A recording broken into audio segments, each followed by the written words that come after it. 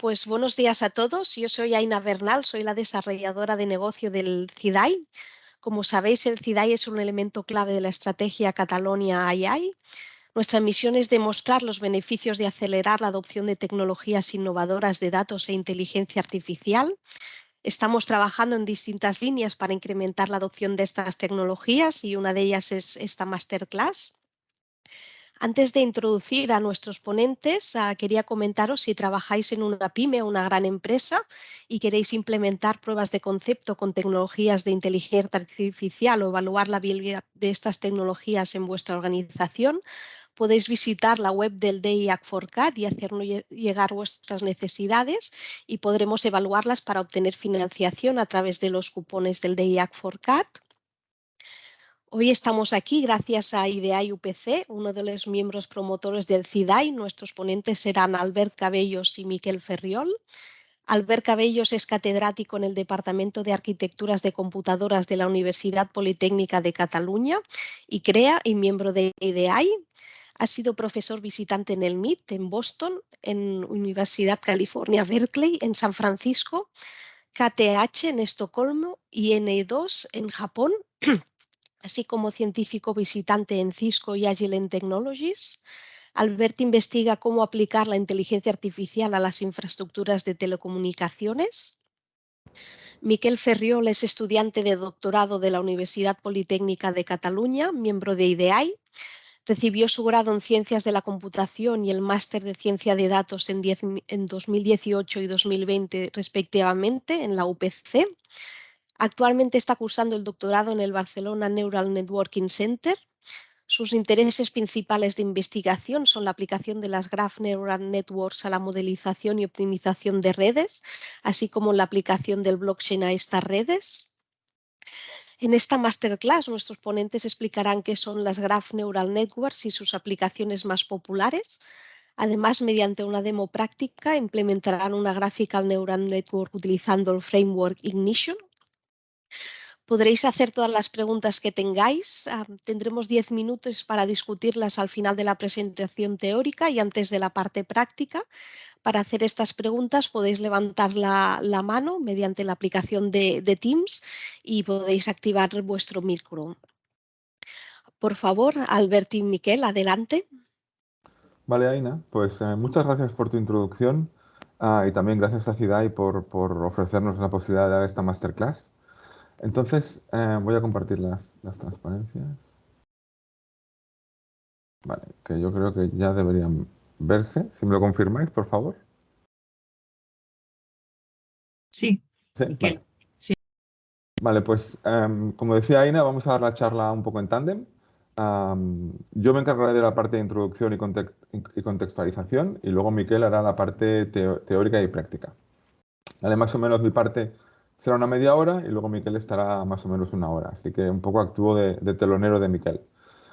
Entonces, en la parte de introducción intentaré explicar qué es un grafo y por qué son importantes. Estoy convencido que una gran mayoría de vosotros ya lo saben, pero bueno, haré una introducción muy breve. Entonces, hablaremos sobre cómo podemos aplicar la IA a grafos y en particular por qué las Graph Neural Networks son relevantes y un par de casos de éxito de Graph Neural Networks.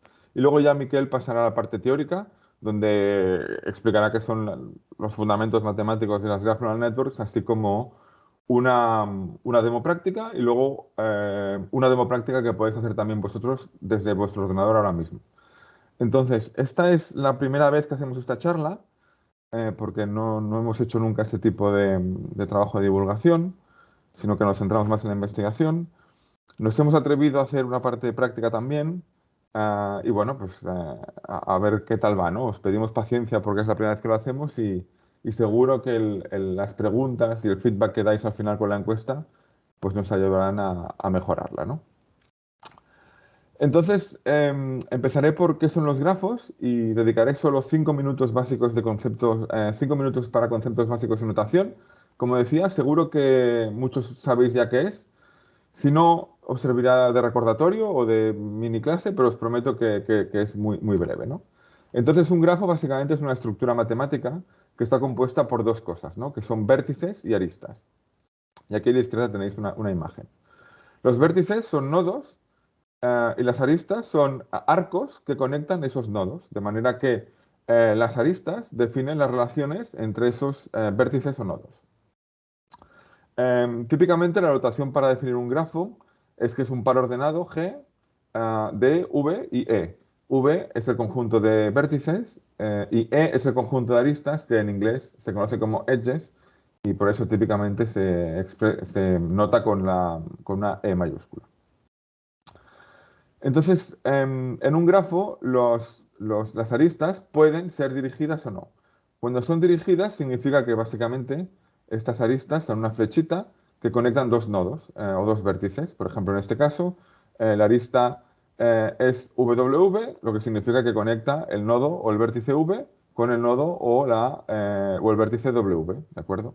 Cuando no es dirigido, simplemente el par no es ordenado y no hay flechita. Depende de qué tipo de información quieras representar, pues, pues se utilizan los dirigidos o no dirigidos. Otra palabra que se utiliza muy a menudo es que cuando hay una arista que conecta dos nodos, como en el caso de V y W, pues se dice que V es adyacente a W. Algo muy importante en grafos son los caminos. Los caminos son básicamente un camino es algo que, por ejemplo, va de A, C y D, ¿no? Pues A, C y D sería un camino. Entonces, un poco más formalmente definidos, un camino en un grafo es una secuencia de vértices, por ejemplo, V1, V2 hasta Vn, de tal manera que existe una arista que va de V1 a V2, otra que va de V2 a V3, otra que va de Vn-2 a Vn-1, y así hasta llegar a Vn. De manera que el camino simplemente va del vértice V1 al vértice Vn, pasando por todos los intermedios. Y la longitud, que es otro término que utilizaremos más adelante, es el número de arcos o aristas que tiene este camino. Ahora pondré un ejemplo muy sencillo. ¿Vale? Pues, por ejemplo, en este grafo, eh, pues tenemos cuatro nodos, ¿no? Que se definen como 1, 2, 3, 4. Y en este caso tenemos todo este conjunto de aristas, ¿no? Que tenemos una arista entre 1 y 2, en este caso es dirigido, entre 3 y 2, entre 4 y 3, etc. De manera que la secuencia 1, 2, 4 es un camino que va de 1 a 2 y de 2 a 4 y que tiene longitud 2, porque la longitud es el número de aristas por las que pasamos. ¿Vale? Esto hasta ahora estoy convencido que se entiende porque es fácil. Entonces, hay varios tipos de caminos. Un camino es, em, es un sitio donde todos los vértices, excepto tal vez el primero y el último, son diferentes. De manera que en un camino no podemos repetir un mismo vértice a no ser que sea el origen y el final. Y un ciclo es un camino que empieza y termina en el mismo nodo, en el mismo vértice. Y finalmente, algo que también solemos utilizar en grafos es que los grafos no son simplemente nodos y aristas, sino que tanto esos nodos como esas aristas pueden estar etiquetados y pueden contener información. Por ejemplo, en un grafo etiquetado, que es lo que se suele utilizar en la práctica, aquí a la derecha, pues por ejemplo, he puesto pues, que cada nodo representa una ciudad y las aristas tienen un peso, una etiqueta, que también se suele conocer como peso, que por ejemplo indica pues, la distancia que hay entre las ciudades, ¿no? Por ejemplo, o podrían ser conexiones de tren y la distancia en kilómetros. En fin, es muy importante para la aplicación de grafos en la vida real que podamos poner etiquetas tanto a los nodos como a las aristas. Y finalmente, el último concepto que voy a introducir de grafos es la matriz de adyacencia. La matriz de adyacencia es una manera muy clásica de representar los grafos y básicamente es una matriz de dimensión n por n, donde n es el número de elementos, de nodos. Por ejemplo, en este caso, pues, si tenemos 4 nodos, tendríamos una matriz de 4 por 4 y donde en cada celda ponemos un 1, un 0, si esos dos nodos están conectados. ¿De acuerdo? Entonces, por ejemplo, obviamente cada nodo no está conectado a sí mismo. Notamos 0 como falso, 1 como cierto. Entonces, estos dos nodos, un nodo no está conectado a sí mismo, así que la diagonal es siempre 0. Y a partir de allí vamos escribiendo, ¿no? Pues decimos, bueno, 1 está conectado a 2, sí, por lo tanto tenemos un 1. 2 no está conectado a 1 porque es un grafo dirigido, de manera que tenemos un 0. 2, sin embargo, está conectado con 4, así que ponemos un 1. Y esta matriz, en el caso de un grafo no dirigido, pues es simétrica a partir de la diagonal. Si es dirigido, no tiene por qué ser simétrica, ¿vale? Entonces, con esto he introducido los conceptos más básicos y necesarios para un poco entender lo que explicaremos a continuación. Entonces, ¿por qué los grafos son importantes? Em, ¿Y para qué sirve aplicar inteligencia artificial a grafos? ¿Y qué tipo de ejemplos en los que sería relevante, ¿no? Entonces, los grafos al final, como ya entiendo que se está viendo, son una manera de representar un tipo de información, que es un tipo de información estructurada a partir de relaciones entre nodos. Y típicamente, hay mucho tipo de información que se estructura así. Por ejemplo, hay una historia que es de Euler, que es un poco el matemático que resolvió un problema y dio origen a la teoría de grafos. Él paseaba por su ciudad natal, que era Königsberg, que estaba en Prusia, ahora Rusia, y en la ciudad hay varios puentes, que aparentemente yo no he estado, pero son muy bonitos, y quería básicamente saber si existía un camino que podía pasar por todos los puentes, empezando y acabando en el mismo punto, como un paseo, dando un paseo a través de todos los puentes, sin repetir ningún puente. De manera que la condición era pasar por todos los puentes, no repetir ningún puente y acabar y empezar en el mismo sitio. Entonces, en aquella época los grafos no existían, de manera que él intentó resolverlo matemáticamente y se dio cuenta que la notación, las estructuras matemáticas que había en el momento no eran adecuadas para resolver este tipo de problema, sobre todo si querías generalizarlo a cualquier tipo de ciudad con cualquier tipo de conexiones entre puentes, ¿no? De manera que allí es cuando, la historia dice que allí es cuando necesitó una notación diferente, una estructura diferente y dio cabida, ¿no?, a la teoría de grafos. De manera que a partir de allí pues estableció todo tipo de propiedades de grafos, qué tipos de grafos cumplen la propiedad de este ciclo euleriano, que es el ciclo que he explicado hasta ahora, etcétera, ¿no? De manera que, pues al final, un grafo puede representar un mapa, ¿no? Un mapa de una ciudad, un mapa de carreteras, etcétera. Entonces, ¿qué tipo de uso le podríamos dar a una inteligencia artificial? Bueno, pues si por ejemplo, intentáis encontrar el ciclo euleriano en este grafo, es decir, cada arista es un puente y cada vértice es un lugar de la ciudad, y lo que quiero es recorrer visitar todas las aristas, empezando y acabando en el mismo vértice, y sin repetir ningún puente, sin repetir ninguna arista, pues veréis que muy rápidamente empezáis a intentar hacer caminitos, a ver cuál funciona, ¿no?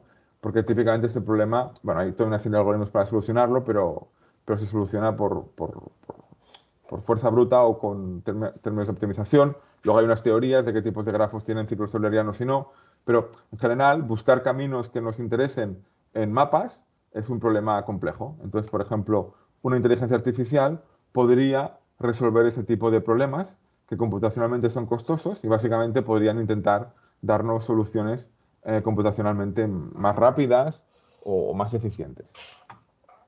Un segundo ejemplo que hoy en día está muy en boga, y hablaremos más de esto más adelante, son en la química. Por ejemplo, una molécula, yo no tengo ni idea de química, que quede claro, pero una molécula, ¿no?, que tiene átomos de carbono, de nitrógeno, etcétera, y una serie de atributos en esos átomos, pues una molécula son conexiones en esos átomos, donde cada átomo, cada nodo representa un átomo, y donde las conexiones representan enlaces entre esos átomos. Y a partir de ahí pueden tener diferentes atributos, porque entiendo que hay enlaces de diferentes tipos, obviamente átomos de diferentes tipos. De manera que es muy fácil entender que una molécula, pues al final, matemáticamente la podemos representar como un grafo. Y aquí tenéis un ejemplo, ¿no? Entonces, ¿qué podría hacer la IA? Bueno, y es algo que están trabajando en ello, es una IA, le podríamos enseñar un conjunto de moléculas, decirle si son tóxicas o no, y que aprendiera cómo es la toxicidad de una molécula. Y a partir de allí lo que podría es, a partir de una molécula que no ha visto nunca, le podríamos preguntar a la IA, oye, esta molécula que hemos inventado nueva, que hemos descubierto, dinos si es tóxica sin tener que probarla, ¿no? Obviamente este uso es bastante importante, y por eso las farmacéuticas y la industria química está utilizando no solo grafos, sino graph neural networks para solucionar este tipo de problemas o descubrir nuevas medicinas, etcétera, y básicamente reducir el coste.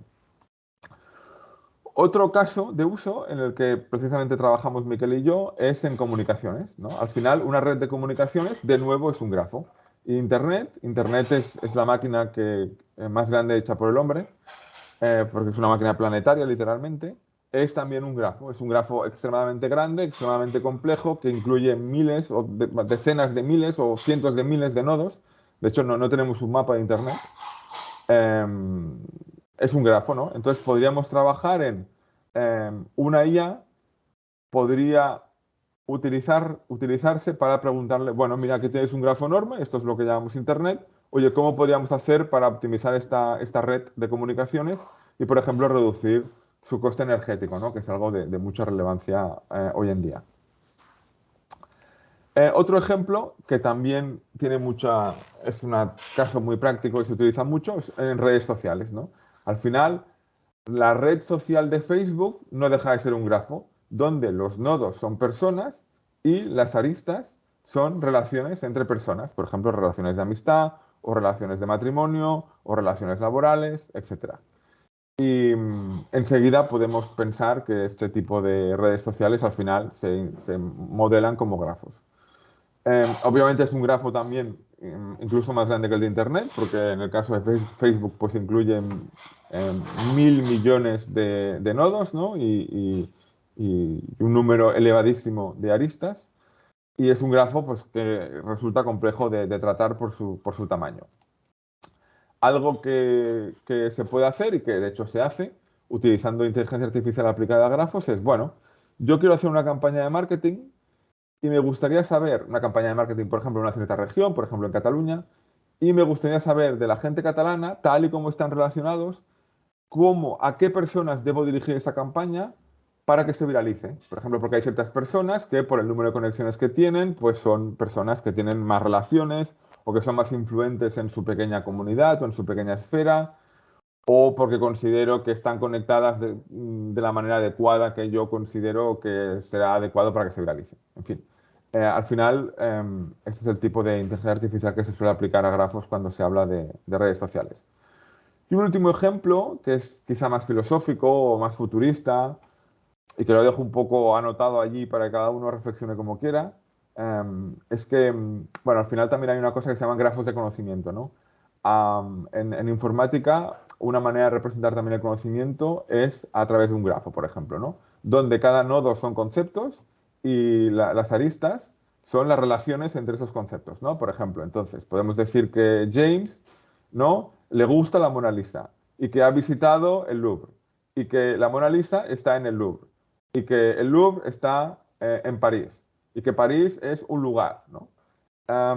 Y a partir de este tipo de relaciones, ¿no? Ya se ve que parece una estructura muy buena para hacer que una inteligencia artificial razone con lógica, ¿no? Porque fijaros que siguiendo caminos por aquí voy diciendo frases que tienen sentido, ¿no? Y también voy descubriendo, generando conocimiento que tengo almacenado, describiendo conocimiento que tengo almacenado en este grafo. De manera que hay gente que especula y de hecho trabaja. No es algo que trabajemos nosotros ni tenemos mucha idea, la verdad, pero sí que es un tema bastante candente. Es que, bueno, que quizá la IA con grafos de conocimiento y cosas parecidas, pues pueden ayudar a razonar, ¿no? A razonar a una IA. Vale. Entonces, hasta aquí hemos visto, bueno, la anotación muy breve de los grafos, que entiendo que la he repasado y que la mayoría la sabíais. Hemos visto por qué los grafos son importantes, ¿no? Y cómo se relacionan con la realidad y qué tipo de información representan. Y finalmente hemos visto cómo la inteligencia artificial, si la pudiéramos aplicar a grafos, ¿no? Pues qué tipo de aplicaciones tendríamos y qué tipo de usos tendríamos. Entonces vamos a ver un poco contextualizar cómo se puede aplicar la inteligencia artificial a grafos. Bueno, pues si yo quisiera saber la toxicidad de una molécula, pues lo que haría sería decir, bueno, pues voy a coger, no sé, pongamos que tenemos una base de datos con un montón de moléculas ya conocidas, conocemos su estructura y también conocemos si son o no tóxicas, con lo cual tenemos en la entrada de una red neuronal es la molécula, la salida de la red neuronal es si la molécula es tóxica o no, o el nivel de toxicidad. Bueno, pues esto está muy bien, ¿no? Porque lo que hago es, pues perfecto, utilizo lo que hago siempre. Cojo una red neuronal profunda, y le digo, venga, le digo, pues aquí tienes la entrada, la molécula, aquí tienes la salida, la toxicidad. Entreno y al final espero tener una red neuronal que sea capaz de decirme de una molécula que idealmente no ha visto, ese es siempre el objetivo de la red neuronal, generalizar, si es tóxica o no. Cuando intento hacer esto, de lo que me daré cuenta es de lo siguiente. Como decía al principio, tendré que representar esta molécula matemáticamente y, por ejemplo, ¿por qué no? Puedo utilizar la representación de la matriz de adyacencia, donde recuerdo que, en este caso, esta molécula, ¿no? Que tiene los nodos A, B, C y D. Por ejemplo, A es un nodo, un átomo de carbono, B es de hidrógeno. Recordad que no tengo ni idea de química y no sé si estoy diciendo tonterías a nivel químico, pero no es tan relevante, ¿no? Em, pues este grafo, que representa una molécula, como matriz de adyacencia, pues como decía antes, ¿no? Se representa que, bueno, A tiene un enlace con C, ¿no? Con lo cual le pongo un 1. A no tiene un enlace con B, con lo cual le pongo un 0. A tiene un enlace con C. Bueno, aquí he notado, perdón, respecto a antes hay una diferencia, es que cada uno está conectado a sí mismo. Por eso la diagonal es 1. Pero A está conectado con C, con lo cual tiene un 1. A no está conectado con D, con lo cual tiene un 0. ¿De acuerdo? Y así construye la matriz de adyacencias. Puesto que esto es un grafo no dirigido, la matriz es simétrica. ¿De acuerdo? O sea, por debajo y encima de la diagonal es lo mismo, porque si A está conectado con C, pues C está conectado con A. Vale.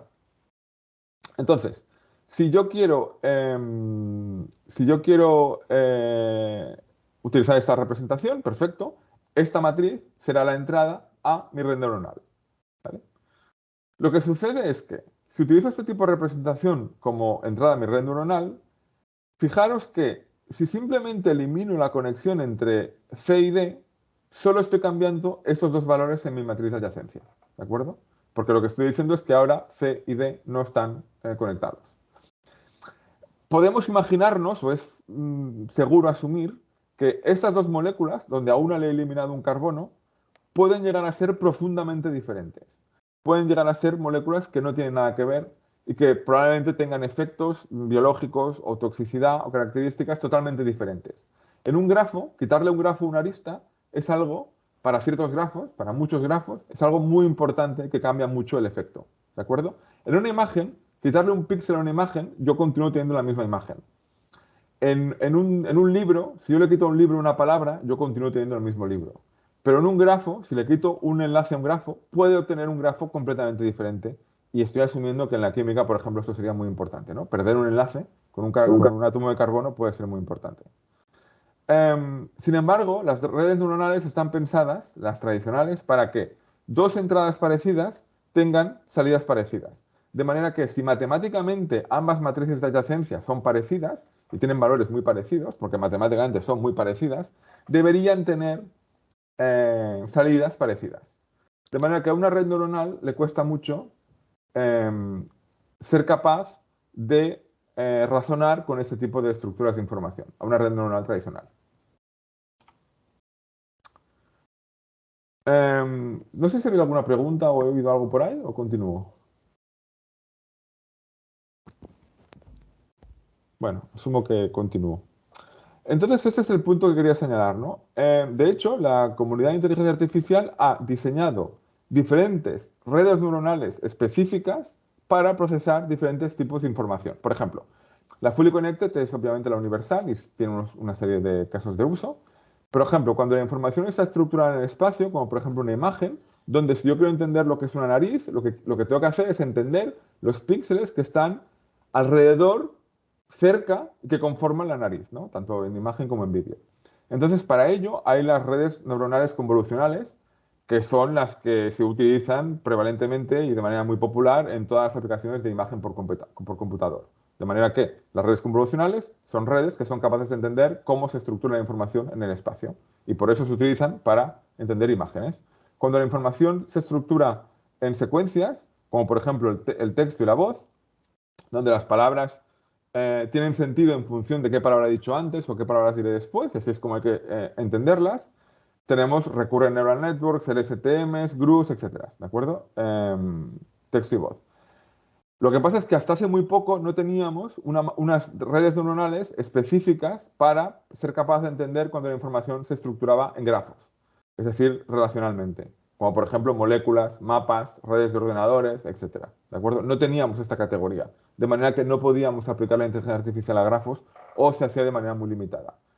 Y eso es lo que decía, ¿no? En función de cómo se estructura la información, si son imágenes, tenemos un tipo de estructura y es un tipo de red neuronal. Si es texto, se estructura de una manera y es un tipo de información. Si son redes, em, es diferente y necesitamos este tipo de Graph Neural Networks. Entonces, fueron inventadas, oficialmente se considera que la invención fue en 2018 por gente de Google DeepMind, que hicieron este paper, que es un paper canónico y de ese paper que tenéis aquí citado y de mucha relevancia. Si miramos la literatura, encontraremos que eso no es del todo cierto y que hay aportaciones anteriores desde la academia, por ejemplo, desde el profesor Scarselli, em, que ya apuntaban en esta vía, que ya hicieron propuestas en ese sentido, de hecho, pero bueno, al final siempre acaba siendo un paper, ¿no?, que recoge todas las contribuciones anteriores y un poco las pone sobre la mesa y acaba siendo lo importante, ¿no? Pero no quiero dejar de destacar la contribución de muchos otros a este paper de DeepMind. Entonces, fue a partir de 2018 que, claro, muchísimas industrias que operan con grafos, como por ejemplo las farmacéuticas, la química, las telecomunicaciones, las mapas, la logística, dijeron, ostras, tenemos por fin, ¿no?, una técnica que podemos aplicar en inteligencia artificial, ¿no? Hasta ahora la inteligencia artificial no hemos podido aplicarla por este problema que tenemos y ahora por fin tenemos la herramienta adecuada. Entonces se ha saltado de una manera muy importante a utilizar Graph Neural Networks. Eh, es, Se está dedicando muchísimo inversión. En las conferencias más importantes de Machine Learning es un tema de los principales, porque suele que ver esta presentación, ¿no?, porque es la tercera gran categoría de Neural Networks que por fin tenemos para procesar un cierto tipo de información. Se está entendiendo qué aplicaciones tiene, se está haciendo evolucionar su teoría, en fin, es sin duda un tema muy de moda, ¿no? Y entiendo que también un poco por eso estáis aquí y espero que os resulte interesante. Entonces ya estoy acabando mi parte. Entonces, voy a poner dos ejemplos donde las Graph Neural Networks han sido muy importantes. Y el primero es AlphaFold, también de DeepMind. AlphaFold es una base de datos sobre cómo las proteínas se doblan. Cómo se doblan. ¿Por qué las proteínas, cómo se doblan las proteínas? Es importante, lo he intentado leer, no lo he entendido, no soy biólogo, pero aparentemente desde el punto de vista de la biología eso es extremadamente importante. Cada célula de nuestro cuerpo tiene entre 20.000 y 100.000 proteínas, cumple muchísimas funciones y no solo la composición de la proteína aparentemente es muy relevante, sino que también cómo estas proteínas se doblan, siguen unas leyes físicas y una serie de leyes químicas, y cómo se doblan también es muy relevante para la función que cumplen dentro de nuestras células y dentro de las células del mundo de la naturaleza, ¿no? Entonces, esto era un problema en el mundo de la biología, cómo doblar proteínas computacionalmente muy costoso, y entonces llegó DeepMind y a través de una GNN, pues creó una base de datos em, sobre proteínas dobladas, que bueno, que era básicamente, pues, pasó de 10.000 que teníamos antes, porque era computacionalmente muy costoso, a 1.000.000, ¿no? Esto aparentemente es muy importante, como decía, no soy biólogo y me cuesta realmente transmitiros la importancia y os animo a, ¿no?, si os interesa el tema, pues leed y encontraréis ahí la respuesta. Otro uso muy típico, por ejemplo, es un poco lo que decía antes, ¿no? Por ejemplo, hay un proyecto del MIT que básicamente está intentando desarrollar nuevos antibióticos. También hablo sin saber mucho del tema, porque yo al final soy informático, pero aparentemente no, pues se ha hecho un abuso de ciertos antibióticos y como se hace un abuso de ciertos antibióticos, eso está generando una resistencia a esas bacterias y a que ciertos antibióticos dejen de funcionar. Esto obviamente es un riesgo para la humanidad y buscar nuevos antibióticos es algo muy importante. Entonces, yo entiendo que, por lo que he leído, he logrado entender que obviamente probar una nueva molécula pues implica una serie de experimentación animal o química extremadamente costosa, con dilemas éticos también, etcétera. Y pues un poco como ponía el ejemplo anteriormente, ¿no? Utilizan inteligencia artificial para ser capaz de predecir qué efectos tienen las moléculas o discernir si hay moléculas que merece la pena que pasen a la siguiente fase o no, etcétera. Y esta era mi presentación. Entonces ahora Miquel pasará a la parte teórica y práctica. Yo estaré junto con Miquel pues también ayudando Y si os parece, y entiendo que no se ha entendido mínimamente, pues pasamos a la parte de Miquel, que explicará los fundamentos teóricos de las GNNs y hará una demo, y luego podéis hacer una demo vosotros en vuestra casa. Vale, pues Miquel, te cedo la palabra. Perfecto. Deberíais ver las transparencias, que me lo Sí, podéis confirmar. las vemos. Vale, perfecto. Pues muchas gracias, Albert. Como han dicho, mi nombre es Miquel Ferriol y en esta parte vamos a explicar un poco la teoría que hay detrás de las GNNs y después tenemos tanto una demo como un ejercicio práctico que todos podréis ejecutar en vuestro ordenador. Así que primero de todo, vamos a ver cuál es la teoría y qué fundamentos existen detrás de las Graph Neural Networks. Y antes de empezar, aunque Albert ya os ha hecho una muy buena introducción, dejadme repetir un poco cómo definimos un grafo y especialmente para este caso de Graph Neural Network y en específico Machine Learning. Así que básicamente un grafo lo podemos definir como el set de vértices en inglés o también llamados nodos y un set o un conjunto de aristas o links que nos definen las relaciones entre dos nodos diferentes.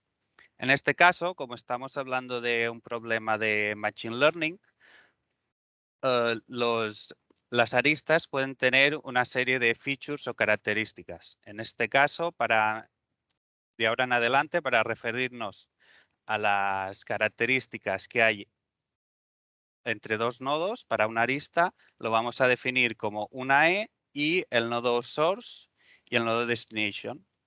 Y también tenemos un conjunto de características para los nodos que los vamos a definir como X y para definir exactamente en qué nodo estamos, lo vamos a definir con una V.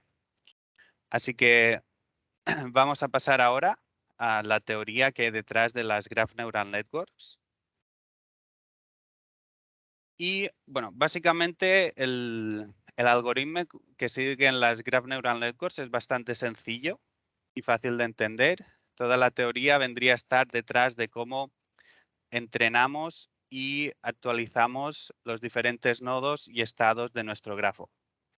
Primero de todo, tenemos las GNNs tienen un primer paso que se le llama la fase de inicialización, donde se define un estado, en inglés se llama hidden state, un estado, digamos, desconocido, que nos va a identificar ciertas características del nodo. Así que en este caso tenemos un estado inicial, por eso tenemos un 0 para el nodo V. Y normalmente lo que hacemos es coger las características de este nodo V y añadirle ceros hasta que llegamos a una longitud de estado deseado. Se llama hidden state o estado desconocido porque no sabemos exactamente cómo la red neuronal lo interpreta, sino que es un conjunto de números o valores que de alguna manera identifican el estado o la información de estos nodos. Perfecto. Una vez tenemos la parte de inicialización completa, entramos en lo que vendría a ser el core o la parte principal de las Graph Neural Networks, y es la fase de Message Passing. En este caso, el Message Passing, que es básicamente un algoritmo iterativo que dentro vendría a tener tres subfases. Una fase de mensaje, donde se crean los mensajes que se van a intercambiar entre los nodos, una fase de agregación, donde se juntan los mensajes y una fase de actualización, donde este hidden state se va actualizando poco a poco. Más concretamente, para la iteración T, es decir, esta fase de mensaje se repite durante T iteraciones. Entonces, para la fase T, el mensaje entre un nodo V y un nodo W viene definido por una función mensaje, que después veremos varias posibilidades de cómo se define, y tiene como input el estado del nodo V anterior a esta fase, el estado del nodo W también anterior y las características o las features de la arista que une estos nodos. Una vez tenemos todos estos mensajes, algún nodo o los nodos los reciben y los tenemos que agregar. Agregar básicamente significa de entre todos los mensajes, pues obtener un valor común que represente toda esta agregación de los mensajes. Así que para la agregación de la iteración T para un nodo V, tenemos una función de agregación que de nuevo veremos algunas o las más usadas y donde tiene como input todos los mensajes de los nodos W y V, es decir, W es el nodo de donde sale el mensaje y V el nodo donde va dirigido ese mensaje, donde todas las W son los nodos vecinos, es decir, recibimos los mensajes de todos los nodos vecinos. Una vez tenemos esta agregación, pasamos a la fase de actualización, donde este hidden state ahora ya no es el inicial, sino que de nuevo es el hidden state para la iteración T, para un nodo V. Tiene una función de update, que de momento no sabemos cómo se define, pero lo veremos. Y cogemos el estado anterior de este nodo y como input tenemos también esta agregación. Este proceso, repito, se repite durante T iteraciones hasta que de alguna manera el grafo converge. Es decir, el estado del grafo, todos estos hidden states, llegan a un valor donde ya más o menos no cambia. Cuando ya tenemos esto, llegamos a la fase final, que es conocida como la readout, donde sacamos las predicciones de nuestra neural network. Normalmente en Machine Learning la Y está con hat, digamos, con este puente, digamos. Un sombrerito, ¿no? Sí, con sombrerito, exacto. Es igual a la función de readout. Igualmente tenemos una función para todos los estados ya una vez han convergido. De nuevo, esta función nos devuelve el output o la predicción que queremos de la GNN. Vamos a ver esto un poco más visual. De nuevo, tenemos la parte del message passing que dura T iteraciones y viene definido por 3 subfases, ¿no? La función mensaje, la función agregación y la función de update. Más en detalle, por ejemplo, tenemos la función mensaje para un nodo I que recibe todos los mensajes, pues tendrá como input todos los hidden states de sus vecinos, lo pasaremos por la función mensaje y esto nos devolverá un mensaje. Esto para todos los nodos que son vecinos de nuestro nodo I. Después, una vez tenemos todos estos mensajes, pasamos a la fase de agregación, donde se cogen todos los mensajes, se agregan y obtenemos otro, lo podemos llamar hidden state, nosotros lo hemos llamado agregación. Tenemos este valor y entramos en la fase de update. Esta fase de update, de nuevo, tiene como input la agregación, el estado que tenía nuestro nodo y así lo actualizamos y obtenemos un estado para la siguiente iteración T+1. Esto, de nuevo, se repite durante T iteraciones y al final obtenemos un hidden state para cada uno de los nodos que encontramos en el grafo. ¿Qué pasa? Normalmente en los grafos nos puede interesar dos cosas. O queremos, como ha dicho Albert, tener si una molécula es tóxica o no. En este caso, estamos haciendo un output global, un output para grafo. Es decir, la predicción que nos interesa es una característica del grafo y no del nodo. En estos casos, lo que se haría sería coger todos los hidden states del nodo, hacer otra función de agregación, pasarlo por la función de readout y obtener una predicción para el grafo específico. Otras veces lo que nos puede interesar es hacer una predicción a nivel de nodo. Es decir, queremos sacar la característica para uno o varios nodos en específico. En este caso, lo que haríamos sería coger el hidden state específico para ese nodo, pasarlo a la función de readout y así obtener la predicción para ese nodo en específico. Vale, perfecto. Ahora que sabemos más o menos cómo funcionan las Miquel, GNNs... Sí, no sé dime. si ahora, porque esta es una parte importante quizá para entender lo que vendrá ahora, que son ya demos prácticas. No sé si podemos abrir un pequeño turno de preguntas y levantáis la mano si habéis tenido alguna duda respecto a lo que explicaba Miquel, porque es importante un poco para Sí, continuar. perfecto. Perfecto. Ahora no sé si se levantarán 20 manos y no sabemos cómo gestionarlo o ninguna, ¿no? Entonces, que tampoco, no sé muy bien qué significa, pero bueno. Vale, veo por aquí. Veo una mano Didier, si quieres preguntar, tú mismo. Sí, buenos días. Bueno, muchas gracias, Albert y Miquel. Soy Didier de la Fundación TIC Salud Social. Tenía una pregunta respecto al tema de la inicialización Sí. del estado. Em, ¿Siempre se inicializa el cero o eventualmente se utiliza algún tipo de técnica para inicializar y de alguna manera, no sé, acelerar la convergencia o garantizar la estabilidad de la red? Sí, muy buena pregunta. Lo más utilizado y lo que se explica en los papers es esto, añadir de alguna manera estos ceros para completar, digamos, el estado usando las características del nodo.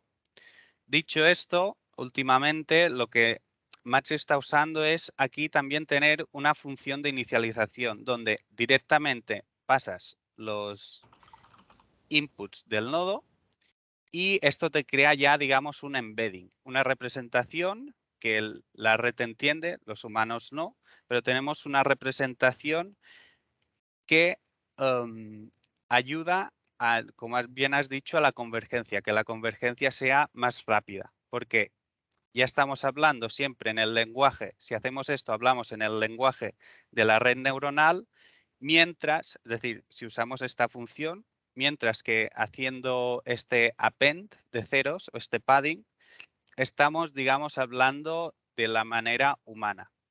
Así que usar una función, por ejemplo, de inicialización ayuda a tanto la convergencia como a que el entrenamiento sea mucho más estable. Ok, muchas gracias. A ti. No sé si podríamos, por ejemplo, hacer otra pregunta, si hubiera, y si no, ya continuamos. No sé si alguien más quiere levantar la mano. Entiendo que no. Entiendo que entonces más o menos Miquel se ha entendido. Perfecto. Entonces, ahora que sabemos más o menos cómo es el algoritmo que utilizan estas Graph Neural Networks, vamos a pasar a un ejemplo práctico, que vendría a ser el shortest path o camino más corto. Bueno, como ha dicho Albert, los grafos tienen caminos, ¿no? Y en teoría de grafos, el problema del camino más corto es el problema donde tenemos que encontrar el camino entre dos nodos tal que se minimizan los pesos, la suma de los pesos por las aristas que pasamos. En este caso, por ejemplo, tenemos un grafo con 5 nodos y estos números de aquí vendrían a identificar el peso de cada arista. En este caso, si queremos ir, por ejemplo, del nodo 1 al 5, tenemos dos caminos, ¿no? Uno que va del nodo 1 al nodo 2, después al nodo 4 y al nodo 5. Esto, si sumamos los pesos, nos da un total de 2 más 8 más 4, son 14. Este camino tendría un peso de 14. Tenemos otro camino que a priori vendría a ser más largo porque tenemos más saltos, pero si computamos el peso total de este camino, vendría a ser 2 más 3 más 1 más 4, lo que nos daría un total de 10. Por tanto, entre estos dos caminos, el camino más corto que encontramos entre el nodo 1 y 5 es este. Vale, entonces vamos a intentar transformar un poco este problema para que una red neuronal sea capaz de resolverlo. Primero de todo, lo que tenemos que hacer es transformar este problema en un problema de clasificación binaria, donde vamos a asignar un 1 en el caso de que un nodo forme parte del camino más corto y un 0 si no forma parte del camino más corto. En este caso, este grafo, como el camino más corto es este, en todos los nodos tendrían asignado un 1. Pero si añadiésemos un nodo por el que el camino más corto no pasa, le asignaríamos un 0. Vale, pues vamos a intentar resolver este problema ahora de una manera manual. Después tenemos la demo práctica donde lo podréis ver en más detalle. Pero empezamos. Tenemos el grafo y vamos a la parte de inicialización. Recordad que la inicialización para un nodo V son sus características del nodo y en este caso, aunque como hemos respuesto en la pregunta, se puede usar una función de inicialización, en este caso, por simplicidad, vamos a hacer este padding de 0. ¿Vale? Pregunta, ¿cuáles son las características de este nodo? Claro, en principio, en este caso no hay características. Nosotros lo que vamos a hacer es asignar un 1 si el nodo es el origen o el destino del camino. Aquí algo que no os he comentado es que el grafo es bidireccional, por tanto, en este caso, y simétrico. En este caso, el camino más corto entre 1 y 5 es el mismo que entre 5 y 1. Por eso, inicializamos el hidden state, en este caso, para 1 con 1, 0, porque forma parte o es el origen del camino. En el caso de 5, como es el destino, también le asignaríamos un 1 o viceversa. El 5 podría ser el origen y el 1 podría ser el destino. Y el nodo 2, como no es ni el origen ni el destino, le asignaremos un 0. Por tanto, nos quedan estos hidden states en la fase inicial para cada uno de los nodos. Pasamos a la fase de mensaje, donde recordad el mensaje para la iteración t, en este caso estaríamos en la primera iteración. Para la iteración t entre un nodo v y w es igual a la función mensaje del estado inicial de cada uno de los nodos, perdón, el estado anterior de cada uno de los nodos, en este caso es el inicial porque estamos en la primera iteración, y el valor de las aristas que unen estos dos nodos. Recordad, este vendría a ser la fase de inicialización anterior y creamos la función mensaje. Por ejemplo, el mensaje entre el nodo 3 y 4 para la iteración 1 vendría a ser igual a un MLP. Este MLP nos define la función de mensaje. El MLP vendría a ser una de las redes neuronales básicas que la GNN va a aprender a predecir y tiene como input el estado inicial o el estado anterior, que en este caso es el inicial del nodo 3, el estado inicial del nodo 4 y la característica del nodo, perdón, aquí hay un typo, vendría a ser del nodo 3 a 4. Igualmente, por ejemplo, para el mensaje que va del nodo 2 al nodo 4, tendríamos la función de mensaje con el estado anterior del nodo 2, el estado anterior del nodo 4 y la información de la arista. Si pasamos esto a valores, tenemos que la función mensaje entre 2 y 4 es el estado del nodo 2, que como sabíamos era 0, 0, el estado anterior del nodo 4, que también es 0, 0, y el edge o la arista, el valor de la arista, que en este caso es 8. Esto nos da unos valores, nos daría unos valores que en este caso no sabemos qué representan, pero que la red neuronal será capaz de identificar su representación. De igual manera, por ejemplo, el mensaje del nodo 5 al nodo 4, en este caso es el estado inicial, que aquí sí que tenemos un 1 porque recordemos que el nodo 5 es el origen o el destino del camino. 0, 0, porque es el estado del 4, y la información de la arista, que en este caso es 4. Y de nuevo nos daría una representación que en este caso no conocemos qué significa. Pasamos a la siguiente fase, vendría a ser la fase de agregación. Aún estamos en la iteración 1. Y recordad, la fase de agregación lo que tiene es una función de agregación para todos los mensajes que vienen de nuestros vecinos. Así que esto vendría a ser la función mensaje que teníamos en la diapositiva anterior y pasamos a la función de agregación. Hay muchas funciones de agregación. Las más usadas suelen ser el mínimo, máximo, la suma, la desviación estándar, la media, etcétera. De nuevo, estas son funciones de agregación simples. Aquí también podríamos añadir un MLP o cualquier tipo de red neuronal para que nos diese esta agregación. En este caso, como estamos tratando el camino del problema más corto, la función de agregación mínima es ideal porque al final lo que estamos buscando es el camino donde la suma de todas las aristas es mínimo. Si pasamos esto a números, tendríamos los estados de los mensajes que nos llegan a 4, que vendrían a ser estos 3, el mensaje que nos llega de 2, el mensaje que nos llega a 3 y el mensaje que nos llega de 5. Y calcularíamos el mínimo entre estos hidden states. En este caso, tenemos que el mínimo es 0,83 para la segunda posición y menos 0,44 para la primera posición. Perfecto. Espera, Una Miquel, vez creo que Jordi tiene una pregunta y creo que es un momento importante para Perfecto. Jordi. Si nos quieres.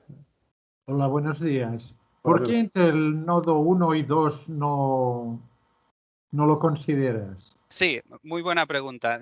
Esto era que quería aclarar al final. En este caso, por simplificación, solo se he puesto tanto un mensaje como una agregación, pero este proceso se repite para todos los nodos en paralelo. Es decir, al mismo tiempo que el mensaje se crea de 2 a 4, el de 4 a 2 también está creado, pero para no llenar tanto el grafo, os he puesto el ejemplo solo del nodo 4. Pero este proceso se repite en paralelo para todos los nodos. Es decir, todos los nodos crean su mensaje para sus vecinos, al mismo tiempo todos los nodos reciben los mensajes de todos sus vecinos y después todos los nodos agregan los mensajes de sus vecinos y ahora donde estamos era todos los nodos se actualizan al mismo tiempo. Es decir, por simplicidad, solo os he puesto un nodo, pero este proceso se repite y se hace en paralelo para todos los nodos. Sí, Jordi, ¿hemos aclarado tu duda? Sí, gracias. De nada, perfecto. Mira, espera, tenemos a Esther también. Sí, hola, buenos días. Hola, ¿Me Esther. oís? Sí, sí. Sí, perfecto. Hola. Sí. Sí, entonces, cuando estás agregando aquí, también la dirección, ¿no?, que estás tomando, ¿también es la combinación de las dos direcciones? Sí, exacto. La agregación también es una función que es por nodo.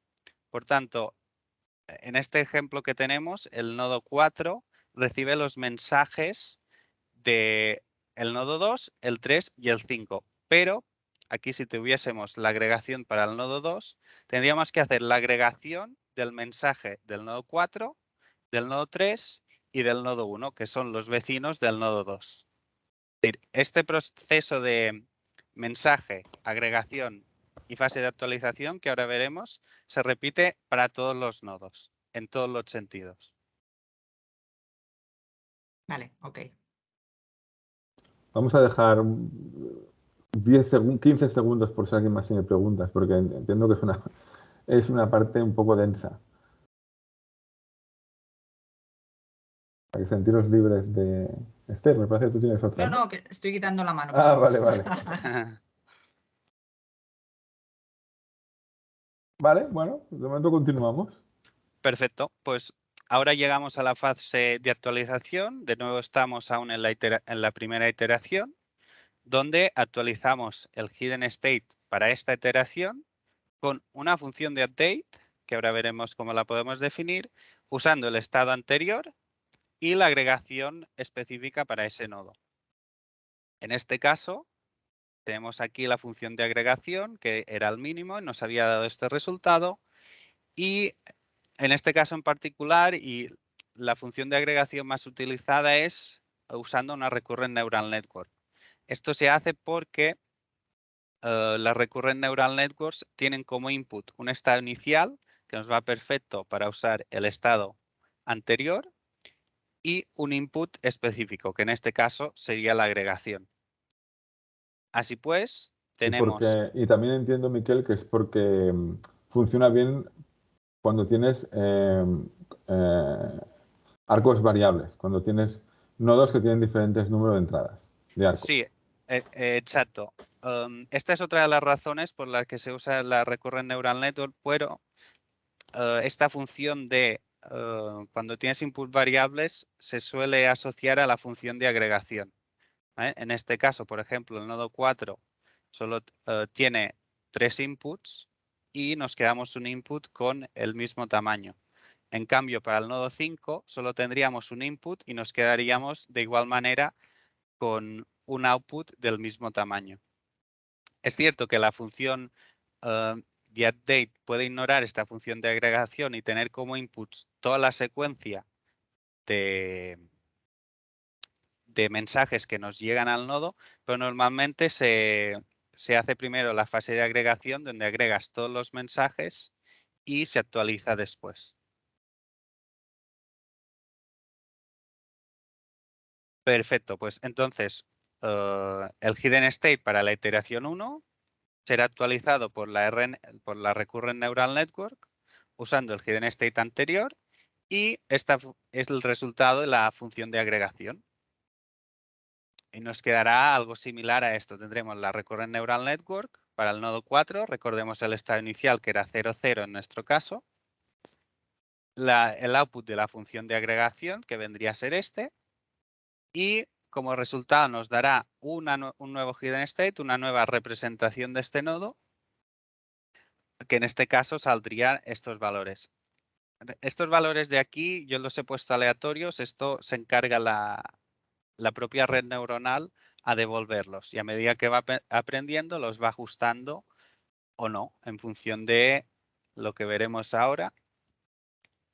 Pero bueno, como he dicho, este proceso se repite durante t iteraciones.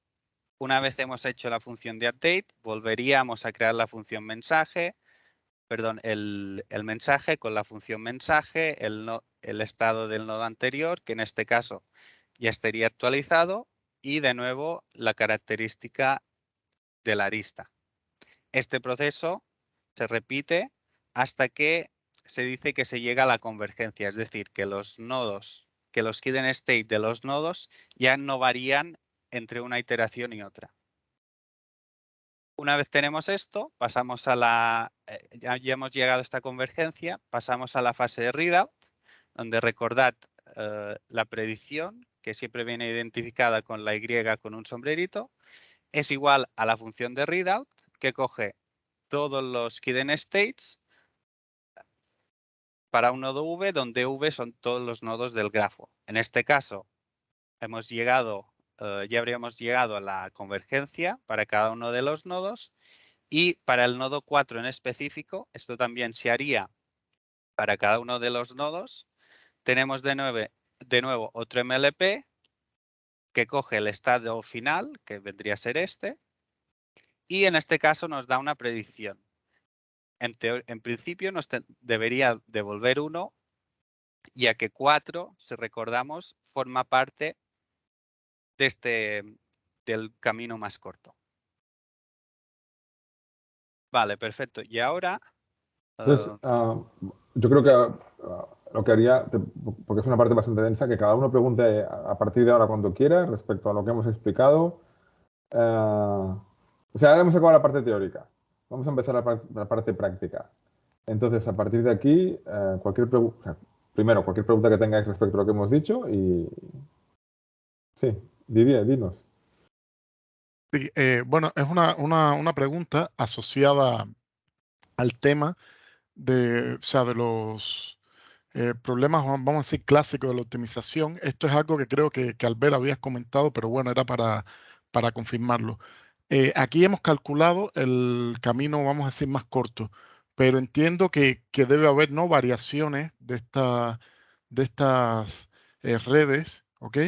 Para poder calcular, por ejemplo, caminos de flujo máximo, costo mínimo y este tipo de variaciones del problema de path más corto. Correcto, sí. Ok, Sí, muchas gracias. efectivamente. Sí, son problemas que tradicionalmente se optimizan. O sea, todos los problemas relacionados con encontrar caminos están muy trabajados porque tienen aplicación en muchas industrias, ¿no? Entonces hay algoritmos tradicionales de todo tipo, desde algoritmos heurísticos, de la optimización, algoritmos que se consideran óptimos, etc. Entonces, GNN básicamente es una nueva manera de solucionar ese tipo de problemas que reducen el tiempo, porque lo puedes hacer muy rápido, pero obviamente eso no cambia la complejidad fundamental del problema, ¿eh? Sí, evidentemente, ok. Muchas gracias. ¿Pablo? Hola. Sí, tengo una duda respecto al training de estas redes, porque al final lo que veo es que una GNN es un conjunto de distintas funciones entre las cuales hay otras redes neuronales. Entonces, el training de esta GNN al final resulta del training del conjunto de las redes neuronales más pequeñas que se están usando. Sí, muy buena pregunta. Miquel. Sí, muy buena pregunta. Es exactamente lo que comentas. Al final, la GNN lo que te marca es la estructura, o el grafo, es lo que te marca la estructura de redes neuronales más simples, o en este caso más tradicionales. Y lo que se aprende son estas 4 funciones. La función de mensaje, en este caso la función de agregación no, porque es una función simple como el mínimo. La función de update y la readout. Así que, como bien has dicho, al final una GNN no llega a ser un conjunto de redes más simples donde los mensajes y la información que se van transmitiendo entre nodos viene definida por la estructura del grafo. Así que la respuesta a tu pregunta es sí. Al final lo que se hace es entrenar de manera conjunta estas 3, 4 funciones que tenemos. Sí, yo utilizando la pregunta de Pablo, que me ha parecido muy acertada, al final, una manera o sea, una GNN es, yo tengo mi grafo de entrada, que eso viene del dataset, y una GNN, al menos las simples, tengo que definir esas funciones, que cuando diseñas la GNN tienes que decir, bueno, la función agregación, pues voy a hacer que sea un MLP. La función update voy a hacer que sea una recurrent, o como lo decida. Eso es lo que hace el data scientist, ¿no? El que diseña la GNN y el que tiene que más o menos entender cómo es tu dataset para decidir qué funciones cree que van a funcionar mejor. Y una vez tengo esas funciones definidas, lo que hago es, mi grafo, o sea, el dataset me define cómo conecto esas funciones. Tengo, como es un entrenamiento supervisado, tengo el label de salida y hago un entrenamiento extremo a extremo, ¿no? Hago el backpropagation extremo a extremo y descubro, entreno realmente esas funciones. Una vez tengo esas funciones entrenadas, cuando me des un grafo que no he visto nunca, que no está en mi dataset, lo que haré será conectarlas tal y como dice el grafo y obtendré el output label. Pero sí, efectivamente. Y este clic cuesta, ¿eh? O sea, a mí me costó entender que solo tengo que definir las funciones, el grafo me define cómo las conecto, en training descubriré esas funciones, a no ser que sean simples, como decía Miquel, que he escogido la suma o el mínimo, y ya está. Pero entonces esas funciones son las que, por eso generaliza también, por eso las GNNs generalizan también a grafos no vistos, porque lo que hago en el fondo es coger mi grafo, que lo tengo porque es el input, conecto las funciones como me dice el grafo y tengo el output. Vale. Vale, gracias. A ti. No sé si hay más preguntas o comentarios. Mira, diría otra. Sí, yo una última pregunta, aprovechando ya que cierra la parte teórica, y era, o sea, con un poco quizás de romanticismo, porque cuando vi todo el desarrollo, o sea, toda la introducción teórica que hizo Albert, me preguntaba si en los problemas que ustedes están tratando con comunicaciones, con redes de comunicaciones, han hecho algún uso de, o sea, del teorema del número de caminos en un grafo. Sí, era simplemente porque, bueno, me surgió la duda y como el tema este de las comunicaciones daba, o sea, bueno, seguramente grafos muy grandes, era saber si habían hecho uso de este teorema, pero ya era por un tema más casi romántico, por decirlo de alguna manera. Sí, por ejemplo, nosotros no en particular, porque nos enfocamos a otra parte, ¿no? Pero, por ejemplo, el teorema del número de caminos, por ejemplo, hay un paper muy famoso de Google que explica cómo es su data center, ¿no? Y básicamente su data center son unos nodos que calculan todos los caminos posibles y escogen el mejor, ¿no? Y entonces y hacen constantemente eso. Cada vez cogen todos los caminos, calculan cuál es el mejor, un poco utilizando lo que dice Miquel, ¿no? Con el shortest path. Al final lo hacen porque em, en un centro de datos, por ejemplo, que al final son ordenadores conectados con una red, las falladas son muy comunes, ¿no? Que te falla algo es muy común. Entonces, básicamente, calculo todos los caminos.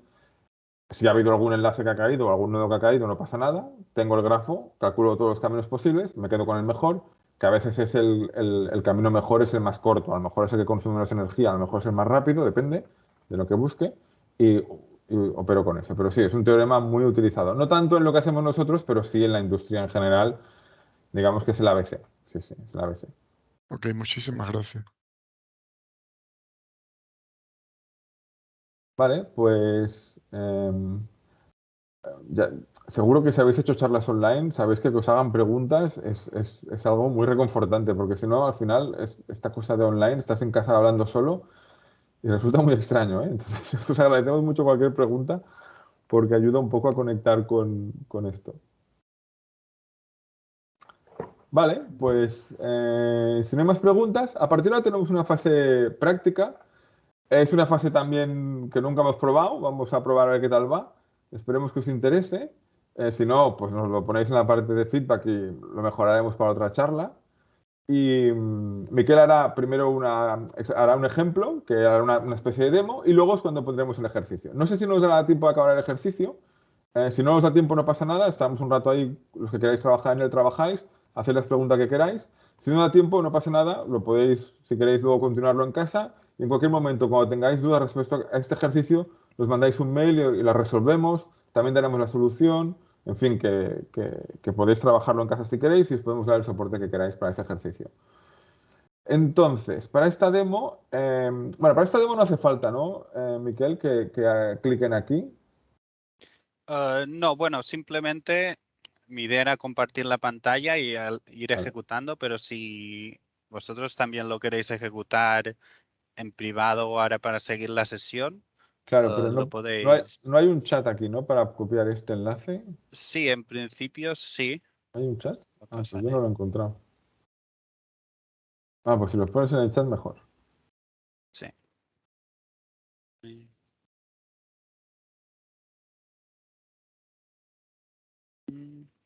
Vale.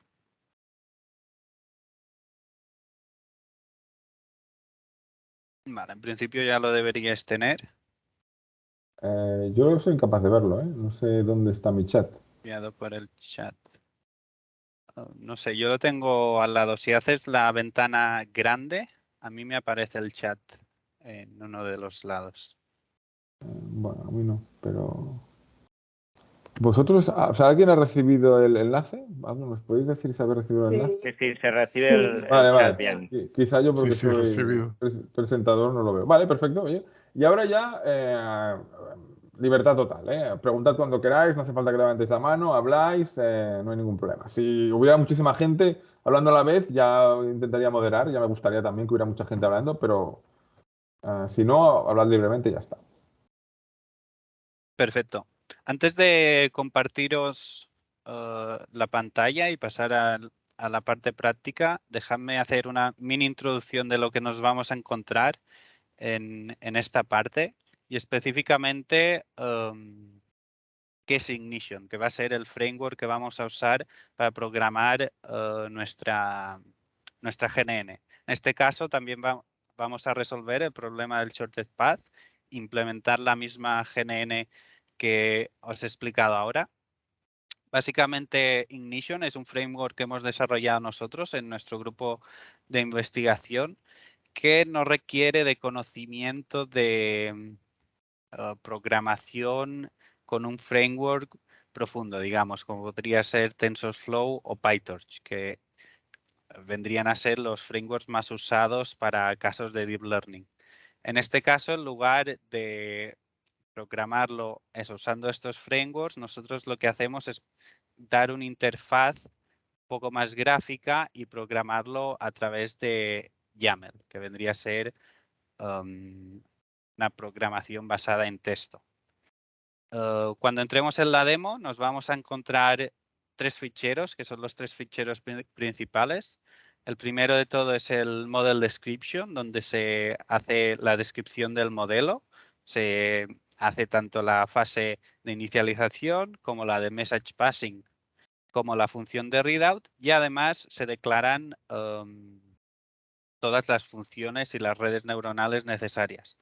Después tenemos el fichero de Train Options, que básicamente es donde se definen los paths, de donde se van a coger tanto el dataset de training, validación o de test, incluso optimizaciones, perdón, opciones de training, como vendría a ser la loss o el optimizador usado con el learning rate, y otras opciones de training, como puede ser el tamaño de batch, las epochs, si se usa GPU, si no.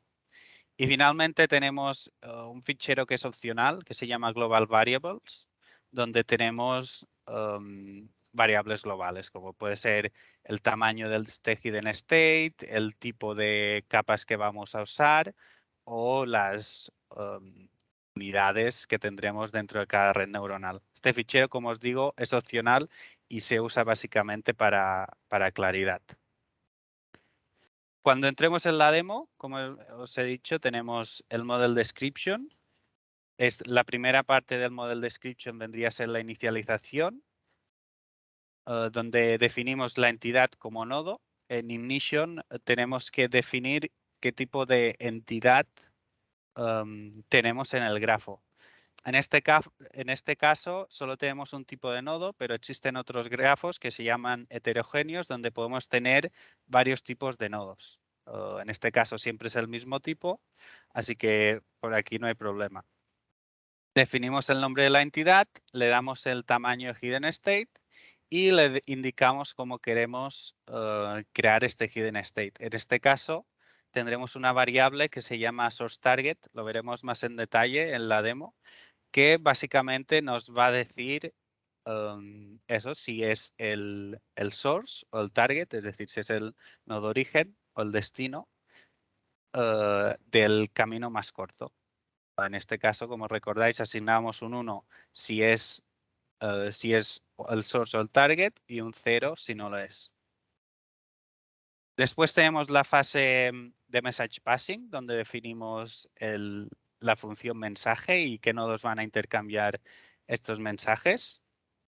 De nuevo tenemos el número de iteraciones, que en este caso asignaremos a 4. El número de iteraciones, como el estado o el tamaño del hidden state, son lo que se conocen como hiperparámetros, es decir, son parámetros que indica el usuario y se tienen de alguna manera que ir probando varios hasta que encuentras el que te da mejor resultado. Después tenemos la parte de mensaje, es decir, dentro de todo el message passing tenemos la función mensaje donde indicamos el tipo de nodo destino, el tipo de entidad destino, en este caso de nuevo es el nodo, y el source entity o de donde nos viene el mensaje. En este caso el mensaje siempre es de nodo a nodo porque solo tenemos un tipo de nodo. Decimos que es un Type Neural Network, como hemos dicho, implementaríamos un MLP. El nombre de esta Neural Network, que definiremos después, la vamos a llamar Message Function. Y después tenemos los inputs. En este caso, recordad que tenemos el hidden state inicial del source, el hidden state del destination y en este caso los atributos del edge lo vamos a llamar weight, que vendría a ser el peso que tenemos. Después tenemos la agregación. En este caso vamos a usar el mínimo. Y la función de update, que de nuevo es de tipo red neuronal. Y le vamos a asignar el nombre de update function. Esto veremos exactamente cómo se hace después. Y finalmente tenemos la fase de readout, donde indicamos otra vez el tipo de función que es. En este caso, de nuevo, es una neural network. ¿Qué inputs tenemos que coger? En este caso, cogemos el hidden state del nodo, el nombre de la red neuronal, en este caso lo hemos llamado readout model, y esto es importante, el output label, es decir, con qué label se va a tener que comparar para hacer el training e ir actualizando los pesos de nuestra red neuronal. En este caso, nosotros lo hemos llamado SP de Shortest Path y es un 1 si el nodo forma parte del Shortest Path o un 0 si no.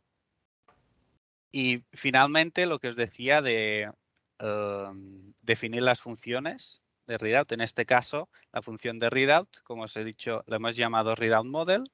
Y en el apartado de Neural Networks hemos tenido que identificar con el nombre la readout y su arquitectura interna. En este caso tenemos 3 capas con 3 capas densas con función de activación ReLU y como estamos en un problema de clasificación, la última capa le asignamos una función de activación sigmoid.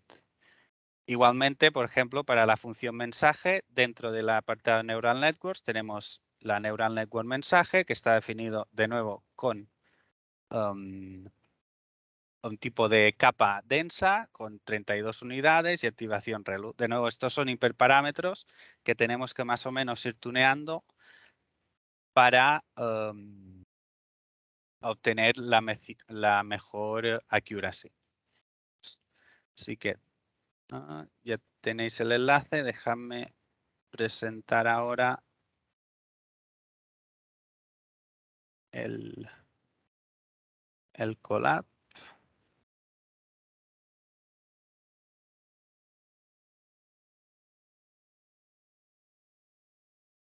Vale, tendríais que ver el Colab ahora. Sí, vale, perfecto. Si entráis en el enlace, vosotros, bueno, tenéis permiso de lectura, lo podréis abrir y ver cómo lo que voy ejecutando. Si queréis ejecutarlo vosotros por vuestra parte, podéis ir a archivo y guardar una copia en vuestro Drive o GitHub si tenéis y lo podréis ejecutar, ¿vale? Así que, bueno, vamos a ello. Vamos a intentar resolver el problema del shortest path con una GNN hecha en Ignition. Así que lo primero de todo es instalar todas las librerías. Esto puede tardar poco. Esto puede tardar un poco porque tenemos que, digamos, crear todo el environment. Aquí, a ver si se empieza a ejecutar. Perfecto. Si lo ejecutáis vosotros, fijaros que os hace apretar Enter, si no el proceso no va a ejecutarse. Mientras se carga el environment, no sé si tenéis alguna pregunta de lo que hemos explicado ahora. Sí, si no, esto tarda puede ser que tarde un minuto, ¿no? Sí, 2-3 minutos, sí. 2-3 minutos. En función de lo rápido que vaya el servidor. Esto se ejecuta en los servidores de Google y a veces te asignan pues mejor servidor o peor, en función de la carga que tienen en ese momento. Siempre parece que hay que llenar el silencio con palabras, ¿no? Pero no.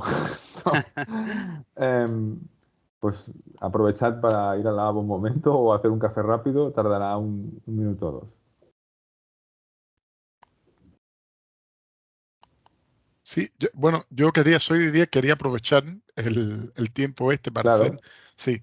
Es que me había quedado con una pregunta que dije, bueno, como era un ejemplo sea, muy específico de química tampoco, pero bueno, aprovecho ahora, que era el tema de cuando tenías una molécula, claro, si tú quitas un enlace, y esto lo pienso ya extensivo a muchos problemas, no solo a la química, claro.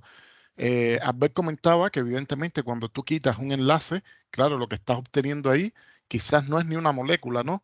Este tipo de problemas, ¿cómo se trabaja? O sea, lo digo porque realmente desde el punto de vista, o sea, teórico, y ya sea en la química o en otros lugares, o sea, a lo mejor el hecho de quitar un enlace hace que ya lo que estás viendo no sea, o sea, por decirlo de alguna manera, como una muestra de lo que tú estás analizando. Y supongo que esto, o sea, en temas de grafos se ve mucho. En general, las redes son capaces de darse cuenta de esto, o sea, uno tiene que hacer algún tipo de trabajo para indicarle que ya eso no es una molécula. ¿Cómo se trata con este tipo de problemas? O sea, respondiendo a tu pregunta, Sí, cuando en mi ejemplo yo quería sí, decir que quitaba un enlace, lo sí, que me quedaba era una molécula con menos átomos, ¿no? No sé si eso es una molécula, pero sigue siendo un grafo seguro, ¿no? Es un grafo correcto, es un grafo, sí, sí. es un grafo. El ejemplo que quería señalar, y ahora en retrospectiva, pues quizá podría buscar uno mejor, es que típicamente con mucha información de la que trabajamos en redes neuronales, imágenes es un gran ejemplo, es que cambiar un píxel, quitar un píxel de una imagen, tengo la misma imagen.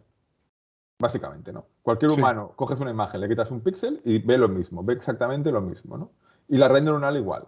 Eso es porque la información, cuando se representa matemáticamente, valores que están cerca de esa, si imaginamos que la matriz la imagen es una matriz, valores que están cerca de esa matriz tienen el mismo resultado, que es que veo un elefante o veo lo que sea en la imagen. sí, En grafos hay muchos casos donde un pequeño cambio, el sistema es caótico, un pequeño cambio te lleva a grandes cambios en la salida. Quería sí. poner el ejemplo de la molécula en el sentido de que imagino que no quito un enlace, pero se cambia un carbono por un hidrógeno, pues Claro, claro, sí, sí, yo ok, ok, entiendo ok. que es muy diferente, Sí, ¿no? sí, Puede sí, ser que sí, me no, lo mate esa entiendo, mola. entiendo, entiendo, entiendo. Ok, ok. Entonces, por eso las redes neuronales tradicionales no pueden funcionar bien con información estructurada como grafos, porque la información es muy caótica.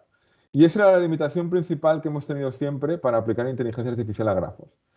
Por eso las GNNs triunfan, porque Claro, son capaces de entender la información. Y básicamente, que es un poco lo que comentaba, creo que Pablo, ha hecho una muy buena pregunta, ¿no? Porque al final la GNN no utiliza el grafo como entrada, sino que el grafo define las conexiones de las diferentes funciones que hemos definido. sí. Por eso funciona tan bien. Y es ese clic que, si conseguimos que os haga ese clic, yo ya me doy por satisfecho, ¿eh? Para mí me costó, ¿eh? Pero no es una red neuronal al uso en el que defino la entrada y defino la salida, sino que el grafo define la estructura de mi red neuronal. Por eso funciona tan bien. Ok, muchas gracias. Perfecto, ¿no? Gracias a ti por preguntar, que se hace esto mucho, mucho más agradable. Miquel, creo que ya está, ¿no? Sí, exacto, continuamos. Bueno, las siguientes celdas son básicamente importar las librerías que necesitamos. La siguiente nos va a descargar los tres ficheros, el train options, el global variables y el model description que hemos visto en la presentación. Y aquí básicamente esta celda lo que nos hace es creamos el dataset, que voy a ir ejecutando porque mientras lo explico tarda también 30-40 segundos. Básicamente, en este caso nosotros usamos la librería NetworkX, que es una librería para trabajar con grafos en Python. Usamos random para generar el dataset un poco aleatorio. Usamos el módulo JSON porque Ignition en este caso acepta los grafos en formato JSON. También acepta de otras maneras, pero en este caso trabajaremos en formato JSON. Y lo que hacemos es ir generando grafos aleatorios donde, si recordáis, teníamos el atributo source target que nos indica si el nodo es el origen o el destino del grafo. En este caso siempre al principio lo inicializamos a 0. El atributo shortest path, que es el label que vamos a usar para saber si un nodo forma parte del camino más corto. Y después, si recordáis, siempre tenemos que añadir el nombre de la entidad. En este caso, los vamos a llamar todo nodos. Esto lo que hace es asignar aleatoriamente pesos al grafo y después calculamos el shortest path usando la librería que nos da NetworkX. Hay varios algoritmos para calcular el shortest path que son bastante más eficientes que una red neuronal, pero bueno, para el caso está bastante bien. Marcamos tanto el source como el target a 1 porque van a ser los dos, tanto el origen como el destino de nuestro shortest path. Lo intentamos calcular y si este shortest path existe, lo asignamos este valor a 1. Esto, vaya, lo repetimos y al final lo que tenemos es un training dataset donde tenemos 5.000 grafos de training, 100 grafos de validación, que vamos a usar para ver cómo va el training, y al final 100 grafos de test para ver si el entrenamiento ha ido bien o no. Si lo ejecutáis, en principio en este punto deberíais tener 3 ficheros y una carpeta que se llama data, donde tendremos tanto los datasets de training, test y validación. Perfecto. Vamos a cargar TensorBoard. TensorBoard básicamente es una herramienta de visualización donde vamos a poder ver el training en tiempo real. Y nada, para Ignition, con Ignition el único código de Python que necesitamos es el crear modelo, donde nos va a coger los 3 ficheros y generar después el grafo computacional. Y después vamos a entrenar y validar. Vamos al play. Esto en principio tendría que ponerse a entrenar. Está generando el grafo computacional.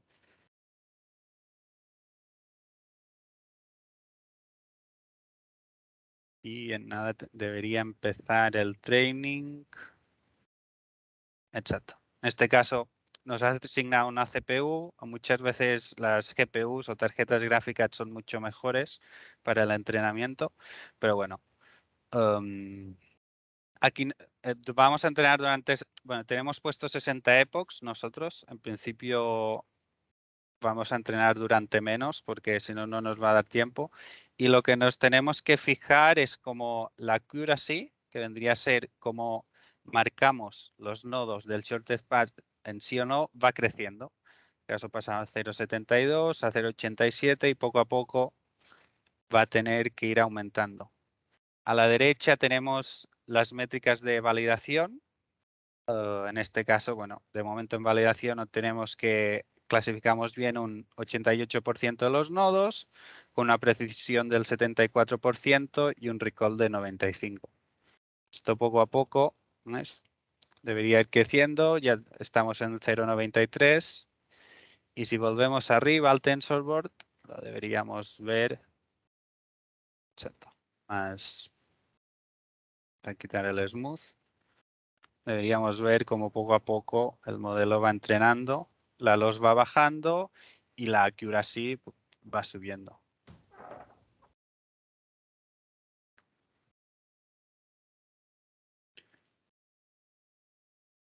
También el training. Vamos a dejar que entrene durante 15 epochs más o menos, aunque la loss y la accuracy no converja, pero creo que vamos un poco justos de tiempo ya. Sí, Miquel, Dime. Sí, dime. perdón, quería aprovechar, es que claro, al ver esto me surgió una pregunta, que era, o sea, ¿cómo se interpreta esta accuracy? ¿En qué sentido? Si a priori, o sea, yo a priori pensaría que si la accuracy es de, no sé, el 0.25, es que está clasificando bien 4 de todo. Pero claro, eso me lleva a pensar que ya sabe a priori qué nodos está en el path más corto. No sé si me estoy explicando bien. Sí, sí. Sí. Sí, Y de claro, me hecho, surge la duda de cómo se calcula esto, porque claro, si ya sabes que está, no sé, no veo bien aquí, o sea, cómo interpretar este valor. claro, sí. Sí, de hecho, en esto no hemos entrado en detalle, pero normalmente en Machine Learning lo que tienes es 3 datasets. Normalmente tienes el de training, el de test y el de validación, ¿vale? Normalmente los datasets de training y validación ya tienen la label, es decir, ya sabes a priori qué nodos forman parte del shortest path. Es decir, no lo dejamos calcular solo. Esto en este caso se llama aprendizaje supervisado, es decir, ya tienes las labels o los valores de qué nodos forman parte del shortest path y con esto entrenas tu modelo. Una vez tienes el modelo entrenado, vas a ir al dataset de test, ¿vale? Que no tiene labels, a ver qué tal se comporta tu GNN. Pero al ser un entrenamiento supervisado, ya conoces a priori qué nodos forman o qué nodos no forman parte del shortest path. Por eso puedes calcular eso, la accuracy, la precisión de tanto el dataset de training como el de validación, porque ya conoces a priori qué grafos son. Es decir, perdón, qué nodos forman parte del shortest path. Es decir, que el training set aquí es un conjunto de grafos ya etiquetados. O sea, tú Correcto, entrenas con un conjunto de efectivamente. grafos ya etiquetados y la red es capaz, bueno, de hacer estos cálculos con un grafo, o sea, que no ha visto nunca. Exacto, efectivamente. Ok. Justo esto. Sí, es que no sé, claro, como era la primera, bueno, la primera vez así que veía, ¿no? el problema como tal, claro, o sea, no lo había entendido bien y es esto, ok, bueno, o sea, es reflexionar después al respecto. Muchísimas Eso, gracias. a ti, me parece porque tenemos que ir acabando ya, ¿eh? Me parece una buena reflexión final, es decir, en esencia, las GNN son unas redes neuronales en las que le enseño grafos etiquetados. Por ejemplo, esta molécula es tóxica, esta molécula no es tóxica, esta otra molécula es muy tóxica, esta otra molécula es medio tóxica. Y una vez lo he entrenado, le puedo enseñar una molécula que no he visto nunca y que no sé si es tóxica o no, y es capaz, si lo he entrenado bien y todo funciona bien, de decirme si es tóxica o no. Básicamente es esto. Entonces, te propongo, Miquel, que liquidemos ya el tema y tengo una Sí. propuesta para el siguiente ejercicio. Sí, perfecto. Ahora, aquí hemos parado ya el training, más o menos a mitad. Tenemos en este caso un 95% de precisión y bueno, si queréis ejecutar esto, básicamente es un... Ya salía bien. Exacto. Básicamente es una manera gráfica de ver que efectivamente nuestra red neuronal calcula el shortest path entre un source y un destination, que vendrían a ser los nodos marcados en rojo, y que lo calcula efectivamente bien. Si vais ejecutando, cada vez se va a generar un grafo random y os va a devolver, digamos, el shortest path, en principio bien calculado. Tenemos un 95% de accuracy, a lo mejor alguna vez se equivoca, pero nada, es más que nada algo visual para que podáis ver que efectivamente la red neuronal ha entrenado y es capaz de dar buenos resultados. Vale. Genial, Miquel. Pues como creo que ya estamos fuera de tiempo, lo que propongo es que mandaremos a los organizadores las transparencias, mandaremos los enlaces al collab y tendréis 3 collabs. Uno, que es esta demo. 2, que es el ejercicio que os proponíamos, que es básicamente os damos un problema de moléculas con el código de ignition casi todo rellenado, pero tenéis que definir el modelo vosotros. Y 3, un collab con el modelo solucionado. ¿Vale? Entonces, el que le apetezca probarlo en casa e intentar hacer el ejercicio, pues perfecto. Cualquier duda que tengáis respecto a esos ejercicios o respecto a las GNNs en general, no dudéis en mandarnos un correo y estaremos encantados en resolverla. Y también, por favor, rellenad la hoja de feedback, que como os decíamos, ¿no? Es la primera vez que lo hacemos y también nos ayudará un poco seguro que a mejorar y hacerlo mejor y, por ejemplo, ajustar mejor los tiempos, ¿no? Que nos hemos quedado un poco, teníamos más contenido del tiempo que había. Y hasta aquí ya está. No sé si Aina, ¿cómo quieres proceder a partir de ahora? Albert, muchas gracias. Como ya nos pasamos de las 11:30, si os parece, damos por terminada esta masterclass. Muchas gracias, Albert y Miquel, por vuestra presentación. Entonces, la próxima semana se compartirá el vídeo de la sesión en la web del CIDAI y también lo enviaremos a todos los asistentes. Y ahora al acabar esta sesión sí que os aparecerá una breve encuesta sobre esta sesión que agradeceremos si la podéis rellenar porque así conoceremos vuestra opinión y podemos seguir mejorando estas masterclasses. Así que nada, muchas gracias a todos por vuestra asistencia y esperamos volver a veros en las próximas masterclasses. Buen fin de semana a todos. Gracias. Adeu. Perfecto, que vaya bien. Adeu. Adeu, muchas gracias. Muchas gracias Adeu. por la conferencia. Hasta luego.